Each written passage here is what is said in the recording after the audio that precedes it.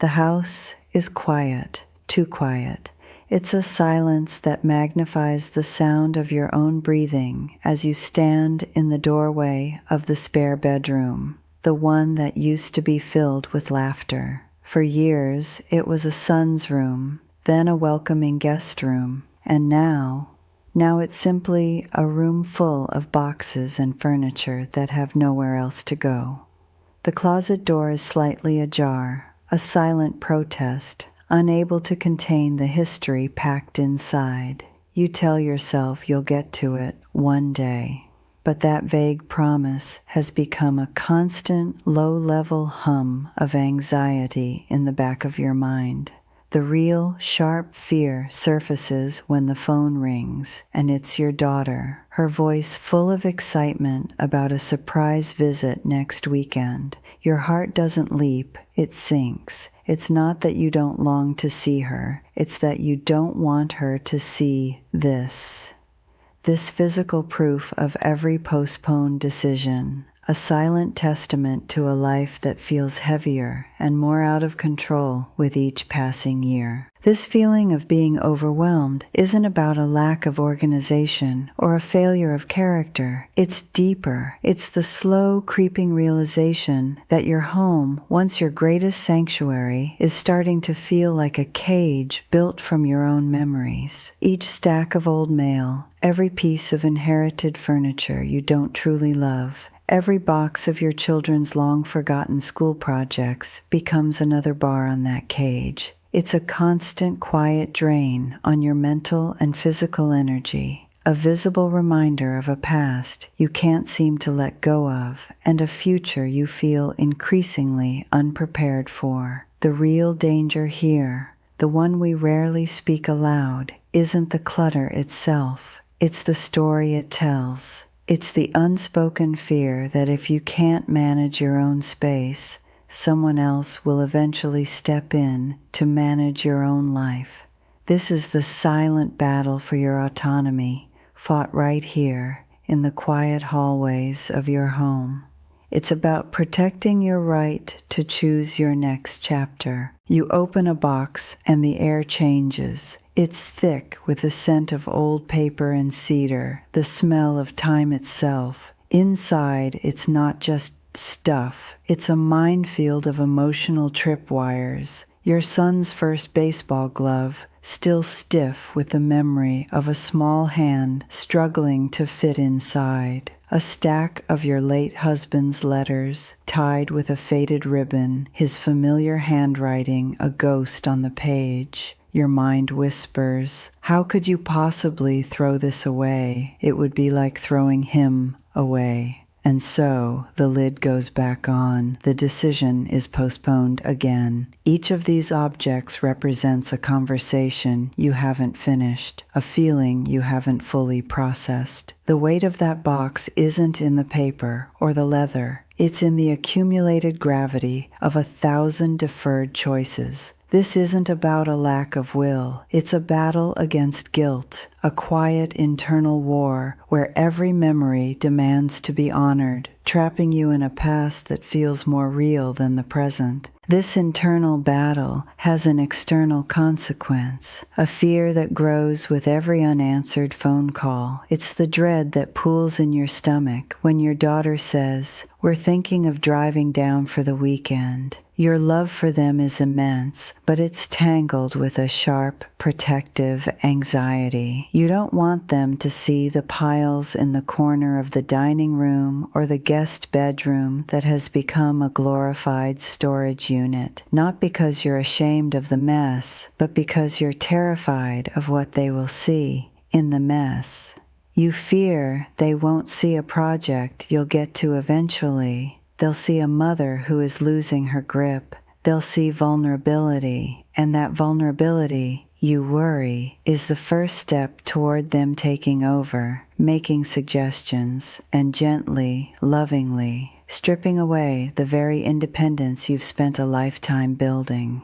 The clutter has become a liability, a silent witness that could be used against your claim to self-sufficiency. Over time, the line between your home and your mind begins to blur. The physical space becomes a perfect mirror of your internal state. That hallway you can barely walk through, it's the path to a new hobby you've been too overwhelmed to start. The closed door to the spare room, it's a part of your own future you've locked away, too afraid to face what creating a new purpose for that space might mean. Every stack of unread magazines is a stack of unfulfilled intentions. Every piece of inherited furniture you secretly dislike is an obligation you continue to carry. You've been living in a museum dedicated to a life that has already happened, and the curator is exhaustion. The real conflict, the one that keeps you awake at 3 a.m., isn't about where to put a box. It's the realization that you cannot welcome a new chapter until you've made peace with the old ones.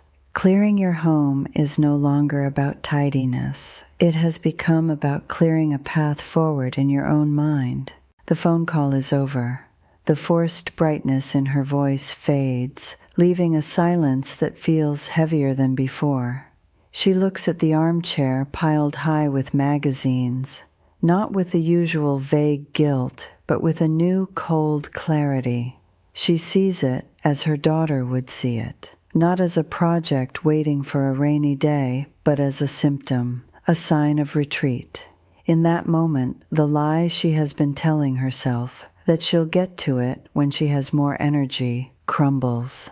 The truth is, the clutter isn't waiting for her energy, it's consuming it. The real question, sharp and terrifying, finally surfaces, cutting through years of procrastination. It's not, where do I start? But, if I don't do this now, while my mind is sharp and my decisions are my own, who will eventually do it for me? It won't be a professional organizer. It will be her children, their actions guided by love, but resulting in the slow, gentle erosion of her authority in her own home. The paralysis doesn't break with a sudden burst of motivation. It dissolves in the face of a non-negotiable truth. This is no longer about the house. It's about who gets to write the next chapter of her life. But a decision without a plan is just another source of anxiety. The thought of tackling everything at once is a tidal wave that threatens to pull her right back under. This is where we must reject the old rules. The answer isn't a bigger dumpster or a more ruthless attitude. The answer is a fundamental change in approach. It's a shift from seeing this as one monstrous, impossible task to seeing it as a series of small strategic moves that reclaim territory, both in her home and in her mind. This is why we need more than just tips. We need a new framework, a set of 5 practical shifts designed not for a 25-year-old minimalist, but for a life rich with history and memory. These shifts aren't about what to throw away. They are about deciding what to carry forward.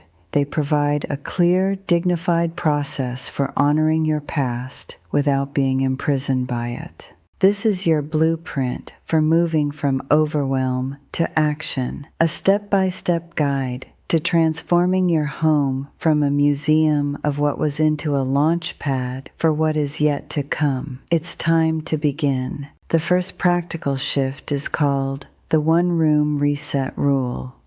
This isn't about tackling the entire house. That's a recipe for immediate failure and retreat. It's about fighting a single, winnable battle to prove you still can. You choose one room, not the easiest, not the hardest, but the one whose clutter drains the most of your daily mental energy. For Carol, it was the guest room, the constant silent accusation behind its closed door. The rule is absolute. You do not touch another area until this single room is complete. The consequence of ignoring this is a home filled with a dozen half-finished projects, each one a monument to the lie that you've lost control. But when you finish that one room, something profound shifts. You create an anchor of calm in a sea of chaos. It's more than a clean space. It's a tangible victory. It's proof, visible and undeniable, that you are still the one who decides what your home looks like and feels like. This is your command center, the first piece of reclaimed territory in the fight for your own independence. Inside that chosen room, the real work begins, and it's as much emotional as it is physical. Carol stands in the doorway, the initial decision made, yet the old paralysis tries to creep back in. Her mind screams with distractions. What about that box in the hall, or the mail on the dining table? This is the critical moment. The discipline is to stay within the four walls. She starts not with a monumental task, but with a single surface, a dusty nightstand. She removes everything, wipes it clean, and puts back only a lamp and a single book.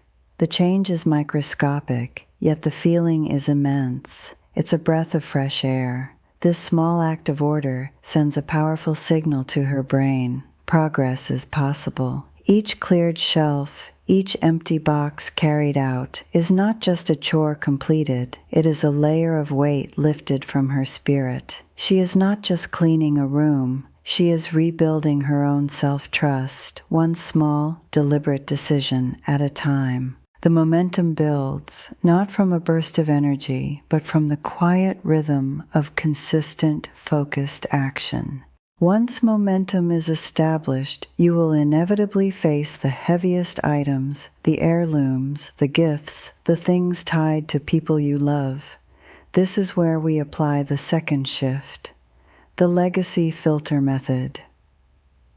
This tool is designed to bypass the guilt that paralyzes us. The old broken question is, can I bear to part with this? The new powerful question is, would passing this on be a gift or a burden to my children? You are no longer just the keeper of the past. You are the thoughtful curator of the future. You must also ask, does this object bring me active joy, or does it represent a past obligation?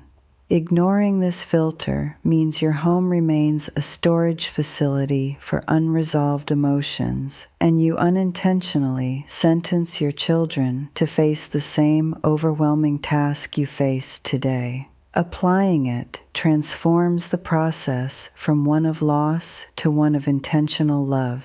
It gives you the permission to honor a memory without being held captive by the object attached to it. It's an act of profound respect for both your loved ones and yourself. Carol picks up a heavy box labeled Dad's Office. Inside are plaques, company awards, and stacks of papers from a career that ended 2 decades ago. The old guilt would have sealed the box and put it back. Instead, she applies the filter. Would these plaques be a gift to her son? No. They would be a burden, a collection of meaningless acrylic he'd feel guilty throwing away. Do they bring her active joy?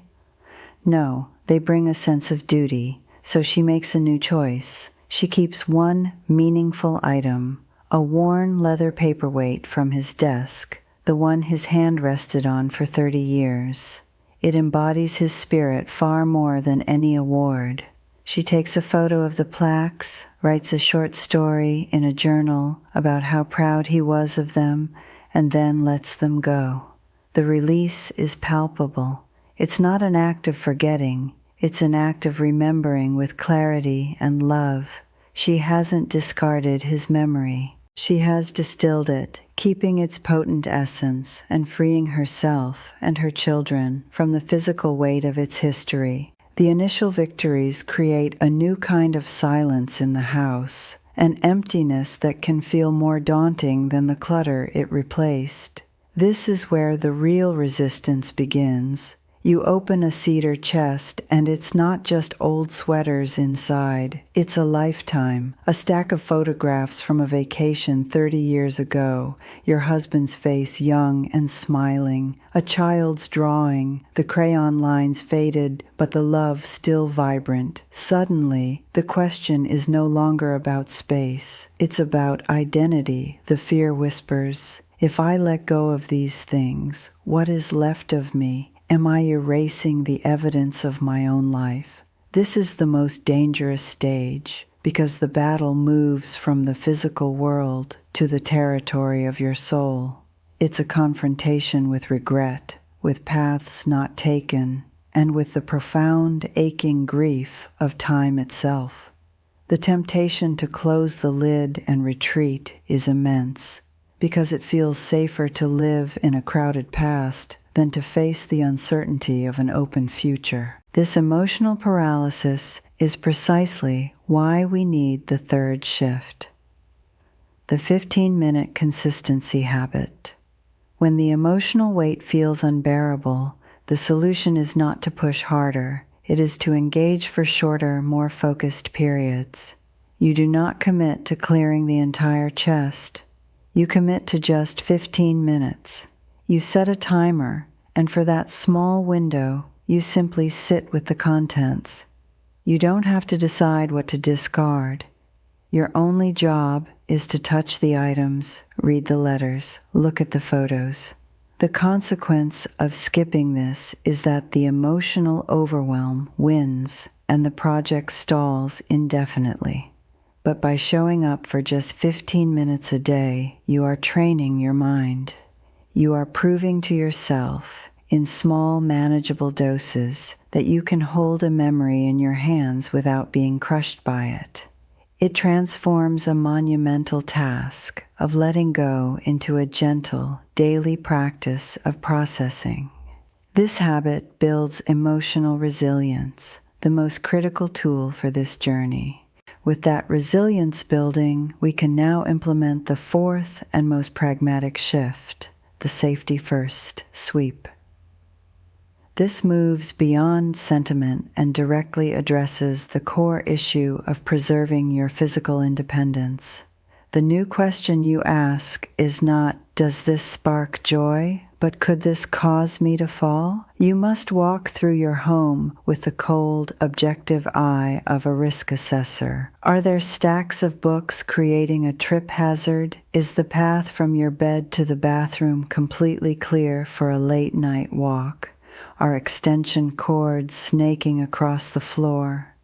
Ignoring this is to gamble with the very autonomy you are trying to protect, as a single preventable accident can change everything in an instant. The micro-transformation here is immediate and profound. Clearing these hazards doesn't just make your home safer, it makes it a fortress for your freedom. It is a declaration that you are not just managing your past, but you are actively and intelligently engineering a secure and independent future. Carol stands in the middle of her living room, and for the first time in years, the silence doesn't feel like an absence. It feels like an invitation. The air itself seems lighter, clearer. She runs a hand over a dust-free bookshelf, holding only the books she truly loves, and a profound realization settles over her. She hasn't lost a single thing of value. The memories of her husband, the love for her children, the stories of her life, they were never in the boxes that left the house. They are inside her, more vibrant and accessible now that they are no longer suffocated by physical clutter. The woman who stood frozen in the doorway, paralyzed by the weight of the past, is gone. In her place is a woman who is deliberate, the conscious author of her own environment. She is not a victim of her history, but the respected curator of its most precious artifacts. This is the feeling of control, not as a rigid discipline, but as a quiet, powerful peace. This newfound clarity radiates outward, changing not just her home, but her entire posture toward the future. The guest room, once a monument to procrastination, is now a space of pure potential. Her mind, free from the constant low-level hum of I should, begins to dream again. Could this be a painting studio, a quiet room for meditation, a dedicated space for her grandchildren, filled with their laughter instead of her forgotten boxes? When the phone rings now and it's her daughter, there is no longer a flicker of panic. There is only warmth. Let them visit. Let them see this home not as a sign of her decline, but as a testament to her strength and foresight. The house is no longer a liability threatening her independence. It has become her greatest ally in protecting it. She has not just cleared her home, she has cleared the path for the next unwritten chapter of her life, and she holds the pen with a steady, confident hand. With the foundation laid and momentum on your side, we arrive at the final, most transformative tool, the fifth shift, the future self-test. This is the question that locks in your progress and permanently shifts your perspective from the past to the future. You pick up an item, perhaps the last one you feel deeply conflicted about, and you stop asking what it meant to the person you were. Instead, you ask a simple, powerful question. Will this object serve the person I want to be and the life I want to live in the next 5, 10, or 15 years? This isn't about discarding memories. It's about curating your future. The consequence of skipping this final test is the risk of slowly refilling the space you've just created with new obligations. But applying it is a declaration. It's the ultimate act of self-leadership, ensuring that every single thing you keep is not an anchor to the past, but fuel for the journey ahead. Carol stands before a beautiful but bulky antique writing desk. It was her mother's. For years, it has sat unused, a monument to a life of handwritten letters she doesn't lead. The legacy filter helped, but the emotional tie remains. Now she applies the final test. Will this serve the person I want to be? She envisions her future self, someone who wants to paint, who needs space for a large easel, who wants to feel light and unencumbered. The desk, as lovely as it is, does not serve that future self. It serves a past self, or perhaps her mother's. In that moment of clarity, the decision becomes peaceful. She isn't rejecting her mother. She is choosing herself. She arranges for it to be sold to a young writer who will cherish it, transforming an object of passive guilt into an instrument of active joy for someone else. This is the final liberation, honoring the past by releasing it to make way for your own future.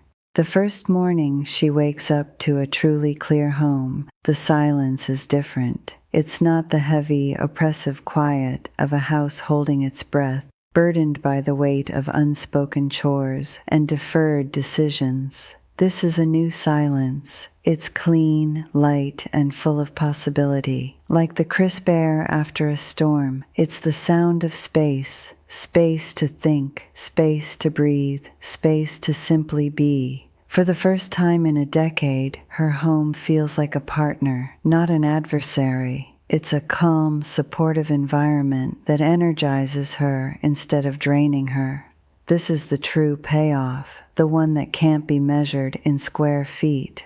It's the profound internal peace that comes when your external world finally aligns with the clarity you've been seeking. The house is no longer a museum of what was. It has become a sanctuary for what is and a launch pad for what is yet to come. This new space is not an emptiness to be feared. It is a canvas waiting for a new masterpiece. The guest room, once a tomb of sealed boxes and forgotten furniture, is now bright with morning light. Carol pushes open the door, not with a sigh of dread, but with a spark of excitement. This is where the easel will go. This will be her art studio, a place she has dreamed of for years, but never had the mental or physical room to create. The dining room table, once buried under stacks of mail and magazines, is now clear, ready to host a dinner party with the friends she hasn't seen in months. Every cleared surface is an invitation, an invitation to live more fully, to pursue a passion, to connect with others. She isn't just reclaiming her home, she is reclaiming the activities, the joys, and the parts of her identity that were suffocated by the clutter. She is actively designing a life, not just managing a collection of things. The phone rings. It's her daughter, her voice bright with a familiar question. "Mom, we were thinking of coming down for a surprise visit this weekend. Is that okay?" And for the first time, Carol's heart doesn't sink. It soars. There is no panicked mental checklist of doors to keep closed or piles to hide. There is no flicker of shame or anxiety. There is only pure, unadulterated joy. "I would love that," she says, and the warmth in her voice is genuine, free from the static of stress. "The guest room is ready for you." In that simple exchange, the entire battle is won. Her home is no longer a source of fear, a liability that threatens to expose her vulnerability. It is now a place of welcome, a testament to her strength and her greatest tool in fostering the very family connections she was once afraid of. She is not a person to be managed. She is a matriarch, welcoming her family into her beautiful, orderly world. This journey has taught her the most profound lesson about legacy. She used to believe her legacy was in the objects she preserved, the heirlooms, the photos, the physical proof of a life well lived. Now she understands. Her true legacy is not in the things she will leave behind for her children to sort through. Her true legacy is the powerful example she is setting right now. It is the gift of her own foresight. It is the courage to face difficult decisions. It is the wisdom to understand that the greatest inheritance you can leave your loved ones is not a house full of treasures, but the peace of mind that comes from not having to untangle the life of someone they miss. By taking control of her own story, by clearing the path for her own future, she has given her children the freedom to live theirs, unburdened by the unresolved weight of her past. That is an act of supreme and lasting love. And so we leave Carol not at an end, but at a beginning. She stands at her open front door, a cup of coffee in her hand, looking out at the morning. The house behind her is quiet, calm, and supportive. It is no longer a cage of memories, but a foundation of strength. The path ahead is not a narrow hallway cluttered with obstacles, but an open road, clear and full of promise. This was never really about the boxes in the spare room or the papers on the table. It was about answering one fundamental question: who gets to write the next chapter of your life? Today, she answered it. This process was the pen, and the empty pages are now hers to fill. Your own new chapter is waiting. It doesn't begin with a monumental effort. It begins with one small, courageous decision to clear a space for the future that is waiting for you.